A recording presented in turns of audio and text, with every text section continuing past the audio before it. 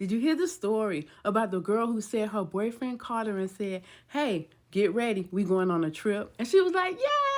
She was like, where we going? And he was like, don't worry about that. Just pack your stuff and do me a favor, go rent a car and come pick me up. And she was like, ooh. So she went, got her stuff together, packed a few options for different types of nights out, and then she went to go pick up the rental and pick him up.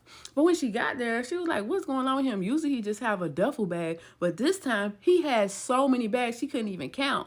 He filled her entire trunk of her car with bags. And when she asked him, what's all this stuff? He said, don't worry about it. Just come on, get in the car and drive.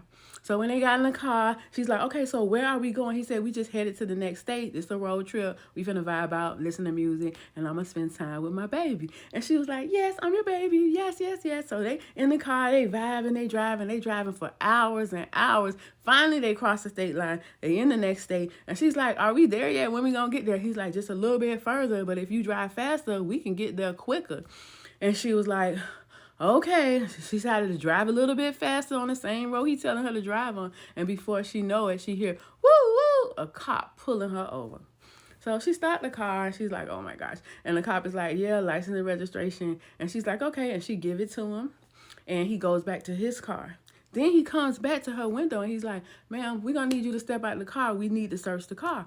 And she's like, oh, man. And she's about to do it, but her boyfriend stopped her and said, sir, we do not give you consent to search this vehicle. If you want to search this vehicle, we need you to go and get your supervisor, call him over here so we can have a witness of what's happening here because we don't trust you.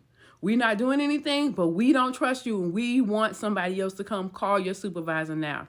The cop is like, great. Okay, so he walks back to his car, and them two are still in their car. And her boyfriend looks at her and says, listen, do you love me?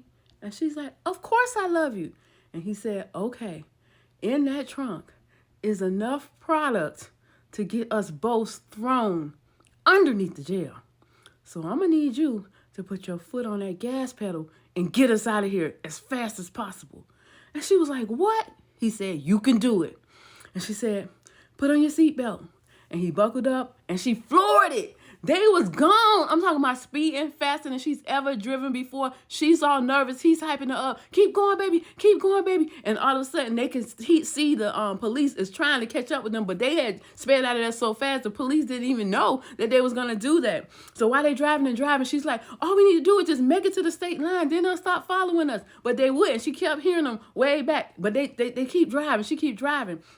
And all of a sudden, her boyfriend says, you know what, we got to get off this main road. You got to make a turn so that they can't find us. And she's like, no, we're going too fast. If I make a turn, we're going to flip this car. And he's like, no, you won't. Turn the damn car. And she said, okay. And she turned the car, and guess what happened? They flipped the car. The car flipped once, twice, 3 times, and landed. And they was like, oh, my gosh. But they was okay. And then the police pulled them out of the car. And the police was laughing. And they was like, why are the police laughing at us? But when they looked around, they noticed they had flipped their car in front of the police station. So they went right to jail.